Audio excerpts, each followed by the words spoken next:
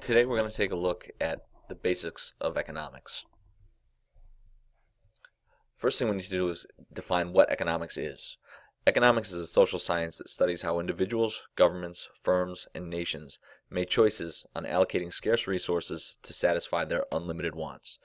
Really, what economics is a combination of psychology, history, sociology, anthropology. There's some math in there, science, you name it, economics is going to cover it. But what we're really looking at is trying to figure out how people decide to do the things that they decide to do with what they have. Scarcity is the basic economic problem. Scarcity stems from the fact that we have limited resources and we live in a world of almost unlimited wants. So if you look at this scale here, on the left-hand side, we have our limited resources of land, labor, capital, and entrepreneurship. We'll get into those a little later in the video. On the right-hand side, we have these virtually unlimited human wants. Food, clothing, shelter, security, comfort, medicine, jewelry, so on and so forth. So basically what it really comes down to is that we can't all have what we want all the time. So the big question becomes, how do we decide what things we're going to have and which things we're going to give up? Another major economic concept is the idea of Tinstoffel. Tinstoffel stands for there is no such thing as a free lunch. Basically what that means is that every decision that we make has a cost to it. So regardless of what we decide to do, there will always be some cost incurred. The four factors of production. These are the resources we have for producing the various goods and services that people want. The first factor of production is land. Land consists of all natural resources, not just the physical land that you see, but also the trees on it, oil, water, any natural resource that we have, and usually we consider these fixed because they're not coming back anytime soon once we use them. The next factor of production is labor. Labor is made up of the workforce, the people, with all of their abilities and efforts, and labor is a factor of production that can vary in size. If there is a famine, for instance, you'll see the labor force shrink. If there is a baby boom, like there was right after World War II, you'll see the labor force increase in size. This can also be affected by things like war, immigration, and labor is also affected by things like education. The more education a society has, the more skilled their labor force will be. The third factor of production is capital. There's a difference between economic capital and financial capital. Generally, when people hear capital, they think money. Financial capital is the money that we use to buy economic capital. And economic capital is made up of all the tools, equipment, factories, everything that we make in order to make final goods. So anything that we produce in order to make other things would be considered capital. So, for instance, a hammer in the hands of a carpenter would be considered a capital good because he's using that to make other things to sell to people. A hammer in the hands of Mr. Loebner would be a finished good because he's probably using it to hang pictures around his house. So he's not actually using the hammer to make money. The final factor of production is entrepreneurship. Entrepreneurship is kind of the softest of the factors, it's hardest to measure because really what it is, it's an attempt to measure how good someone is at running a business, at taking a risk, at coming up with new ideas. And this is considered the driving force of the economy, but it's also the most difficult to measure. The three basic economic questions. Every economy has to answer these questions. We have to decide what we should make. In Connecticut, for instance, we have to decide whether we're going to make pineapples or apples. Well, it's very difficult to grow pineapples in Connecticut. Therefore, generally speaking, we're going to grow apples on our orchards. Next, we have to decide how we should make something. So we have to decide whether we're going to use a labor-intensive practice or capital-intensive. So if we look at the example here, the hammer versus the nail gun. The hammer would require a lot of work to build a house with just hammer and nails. So you'd probably need a lot of workers, a lot of man hours to build that house. Whereas the nail gun would allow you to build a house much more quickly, but it's much more expensive. So in that case, we'd be using a capital-intensive process. And the most important question is who should get it? Who should get the things that we make? And every society is going to decide this in different ways. Generally speaking, in capitalist societies, it's based on who has the most money. In a society like Soviet Russia, it was decided by the government. They picked out who would get what. And this is handled in various ways throughout history. As you guys know from your study of the Civil War, there was some rationing that went on. So in that case, the government did decide who got what. One of the things that economists like to do is we try to take the economy and break it down into very simple things, and we call these economic models. Basically what we'll do with a model is we'll try to eliminate as many variables as possible in order to simplify the model. So we're going to try to look at only a couple of different things at one time to see how they affect one another.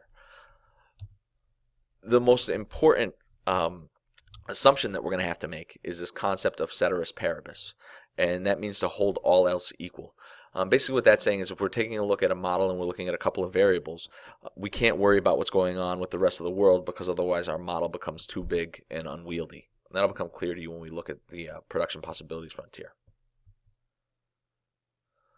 So in order to look at PPFs, which is going to be the big part of this video, we need to understand the concepts of trade-offs and opportunity costs. A trade-off is an alternative choice for spending of your income or your time. So for example, this morning, instead of being in class, you could still be here asleep in bed, or you could be out in a park somewhere playing a guitar. You could be studying in the library. You could be at home playing video games. You could be walking the dog. You could be working to earn extra money. So trade-offs are really immeasurable. It's, there's a trade-off for everything that we do, and they are pretty much infinite. If you think about it in terms of if you have $10, there is almost infinite number of things that you can buy with that $10. So those would be your trade-offs. Once you make that decision, those are the things that you say, hey, I'm not going with those. I'm going to go with this with my $10. They're a little bit different than opportunity costs. Opportunity cost is the cost in terms of the next best thing that we could have done with that money. The best example I can give you, the simplest example, is the old dollar menu at McDonald's. I really hate that they've jacked up the prices because it makes it a lot harder to teach this. But if you think about it in terms of opportunity costs, if you go into McDonald's and you buy a double cheeseburger or a McDouble here, basically your opportunity cost is that you can't buy this McChicken. Okay, so if those are your two favorite things, the McDouble or the McChicken, basically the McDouble has cost you one McChicken. So we could think of it, the opportunity cost of the McDouble, as one McChicken. Alternatively, we could also say, the opportunity cost for that McDouble was one soda. So therefore, in order to get that one soda, I'd have to give up this one McDouble. And the reason why this is important will become clear momentarily. Okay, so the first economic model we're going to look at, and this is the simplest, is this concept of a production possibility frontier. And so this is a simple production possibility frontier for shirts and bread. So basically what this is telling us is that as we produce more bread, we have to give up more and more shirts. So as we move along this axis to make more bread, we are giving up more shirts until eventually we can make no shirts because we have made all the bread. At this point, we're going to exit the Prezi and head on over to a PowerPoint so I can explain to you the concept of opportunity costs and its effect on production possibility frontier a little more clearly. Okay, so now we're going to take a look at a little bit, a more complex look at a production possibility frontier. In this case, the two types of things we're going to be looking at are capital goods. Now remember, capital goods are those things that we use to produce other things. And consumer goods. Consumer goods are things that we like to buy. We go to the store, we buy our consumer goods. So we're going to assume that this country can produce two types of goods with its resources. And this is where that ceteris paribus concept comes in. Obviously, they can produce other things, but we're going to assume that this is all that they can make, either capital goods or consumer goods. Here comes their PPF, their production possibility frontier. It's also known as a production possibility curve. And if it devotes all of its resources to capital goods, it would produce at this point YM. If it devoted all of its resources to consumer goods, it would produce here at XM. Basically, this economy can produce anywhere along this curve. Any point on this curve, and we don't make a judgment about it. It's not a question of what's better or worse, but it can produce at point A or anywhere else along this curve. Okay, one of the other assumptions I should let you know is that we are at full employment. We are maximizing here. This is as much as we can possibly make. So we can produce at y naught and x naught, or we can go to point B, in which case we've had to give up some some capital goods in order to produce more consumer goods. If a country is producing at point B, they're producing inside their production possibility frontier, that means that they are not maximizing their productive ability. They could easily produce more. Okay, if they are at point C, that means that their production possibility has actually grown. You can't be at point C because we're assuming that you're maximizing all of your technology unless something comes along that allows you to produce more of these goods, in which case your PPF will shift out to a new maximum. Okay, so we're back to our Prezi now. Let's move along. Okay, so what I want you to start to think about is what a production possibility frontier might look like in the antebellum South. What do you think the PPF for cotton versus industrial goods might look like in the South before the Civil War?